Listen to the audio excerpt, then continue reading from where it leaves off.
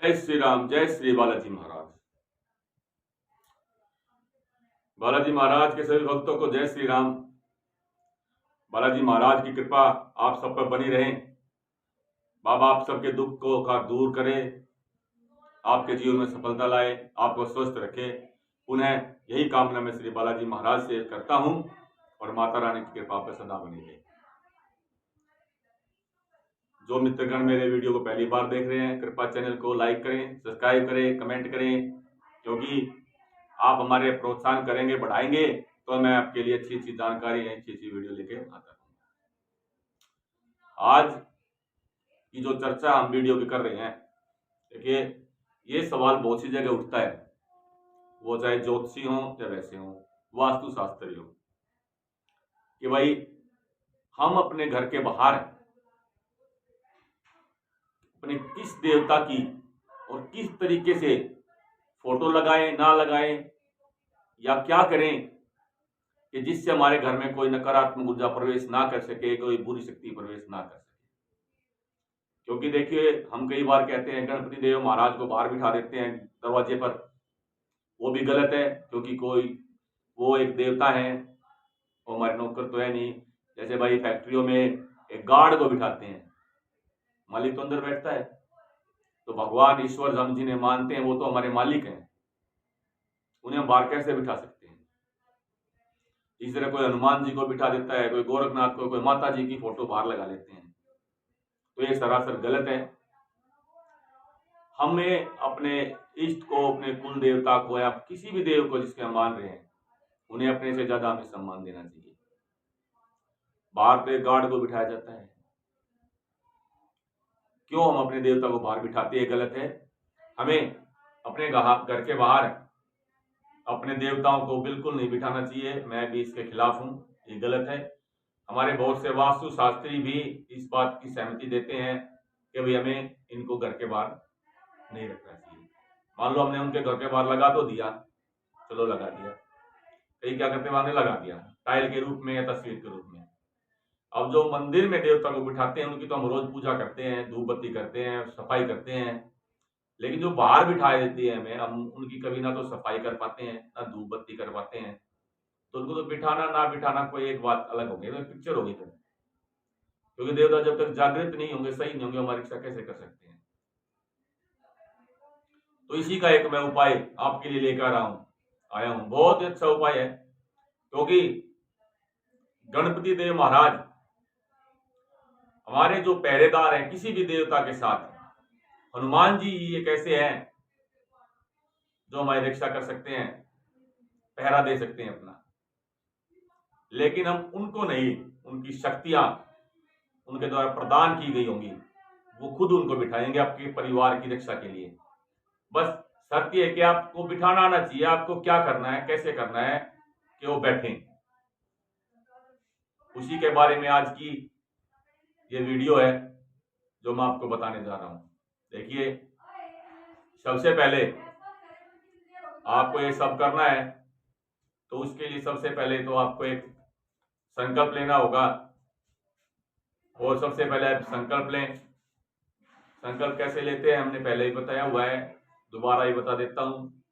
अपने उल्टे हाथ में थोड़ा जल लें और अपने इष्ट से प्रार्थना करें। आप जिस भी इष्ट को मानते हैं, जहां भी आपने घर में मंदिर बना रखा वहां बैठ जाएं और अपने इष्ट से प्रार्थना करें कि मैं हनुमान जी महाराज को कृपा आप हमारी, उनकी शक्तियां, उनके द्वारा हमारे घर का पहरा बढ़ाएं और हमारी चौखट पर उनका पहरा दें। मैं उनसे ये प्रार्थना, आप अपने इष्ट से संकल्प लेकर प्रार्थना करें और जल को नीचे छोड़ दें। अब आपको क्या करना है, अब आपको लेके आना है एक कच्चा सूत। आप एक कच्चा सूत लेके आइए। देखिए वैसे तो उपाय में हमें कम से कम 7 आम के पत्तों की आवश्यकता होगी। अगर आपको 7 आम के पत्ते मिल जाएं तो सबसे अच्छा है, नहीं मिले तो भी चलेगा। आप एक कच्चा सूत लें और कच्चे सूत में अगर आपके पास अपना कोई गुरु मंत्र है, सबसे पहले आप उस गुरु मंत्र को 108 बार पढ़ें। उसके बाद गुरु मंत्र को पढ़ते हुए एक गांठ लगाएं, दोबारा पढ़े, फिर दूसरी लगाएं, तीबारा पढ़े, तीसरी लगाएं। ऐसे करते करते वे आपको 7 गांठें लगानी है, 7 ही बार अपने गुरु मंत्र को पढ़ना है। आपके पास गुरु मंत्र नहीं है तो आपके जो भी इष्ट हैं या आपके जो कुल देवता हैं, आपकी कुल देवी हैं, आप उनमें से किसी एक का भी मंत्र पहले आपको 108 बार पढ़ना है।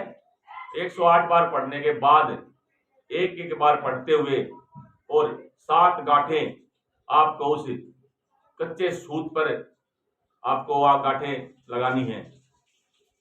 इतना हो गया।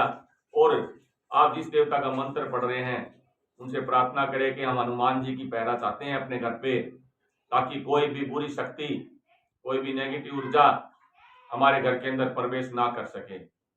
और साथ साथ प्रार्थना करें कि जो मेरे घर के पितृगण भी हैं, जो मेरे हित में हैं, जो मलिन नहीं है, सही है, वही मेरे घर के अंदर प्रवेश करे, अन्यथा कोई ना करे। कोई भी देवता जो मेरे हित में है वही मेरे घर के अंदर प्रवेश करे, उनकी शक्तियां जो मेरे हित में है वही प्रवेश करे, उसके अलावा मेरे घर में कोई प्रवेश ना करे। ये बातें आपको बोलनी है। और बोलते हुए आपको फिर उसको धूप थोड़ी सी धूप देनी है, दीप लगाना है उनके सामने और उनको प्रणाम करना है। अब उसको आप अपनी चौखट पे जाए और वो कच्चा सूत इतना लंबा होना चाहिए जितनी लंबी आपकी चौखट है, और उस चौखट को बिल्कुल ऊपरी हिस्से में आप उस कच्चे सूत को बांध दें।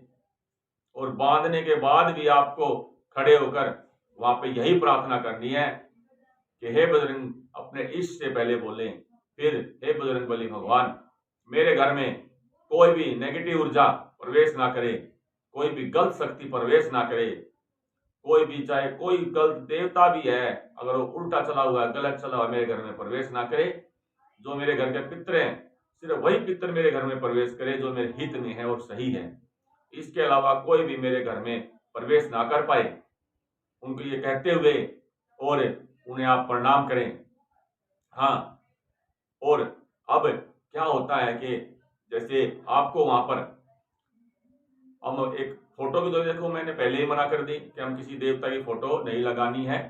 उसके स्थान पर आप, क्योंकि पंचमुखी हनुमान जी ऐसे हैं जिन्हें चारों दिशाओं पर से आपकी सुरक्षा कर सकते हैं, तो उसके लिए आपको क्या करना है, आप जो हनुमान जी का हम चोला बनाते हैं वैसा ही एक बनाइए।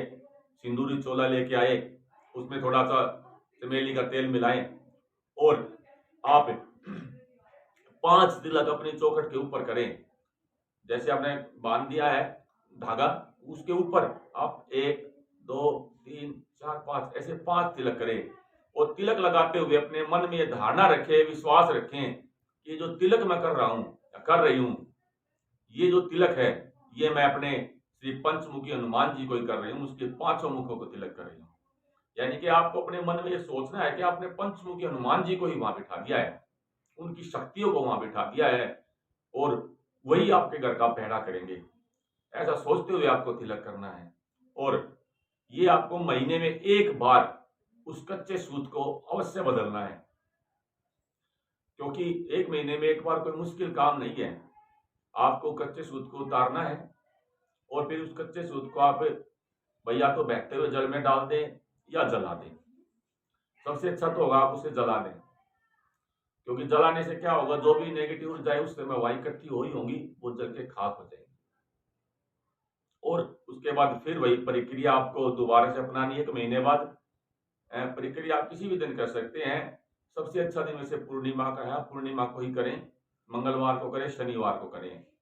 और उस टाइम आप फिर से कच्चा सूत लें, नापें, ऐसे ही मंत्र पढ़ें और ये सब चीजें जैसे विधि बताइए वैसे ही दोबारा से करें और दोबारा से वहां पर बांध दें। जहां तिलक किए हुए वहां पे दोबारा फिर से तिलक कर दें और हाथ जोड़ें।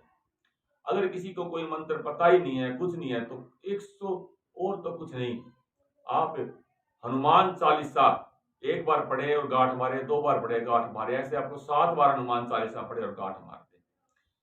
7 बार जो हनुमान चालीसा पढ़ रहे हैं उससे पहले जैसे हमने मंत्र बताया कि 108 बार मंत्र पढ़ना है, 108 बार की जगह आप 1 हनुमान चालीसा पढ़े पहले, और उसके बाद एक एक हनुमान चालीसा पढ़ते हुए गांठ लगाएं अपनी प्रार्थना करते हुए। तो आप ये भी कर सकते हैं और हर महीने इसको बदलना अवश्य है। आप देखेंगे कि आपके घर की ऐसी सुरक्षा हो जाएगी, ऐसा बंधन हो जाएगा कि कोई भी गलत चीज आपके घर में प्रवेश तक नहीं कर पाएगी। ये एक आजमाया हुआ उपाय है, हमने कहीं पर आजमाया था।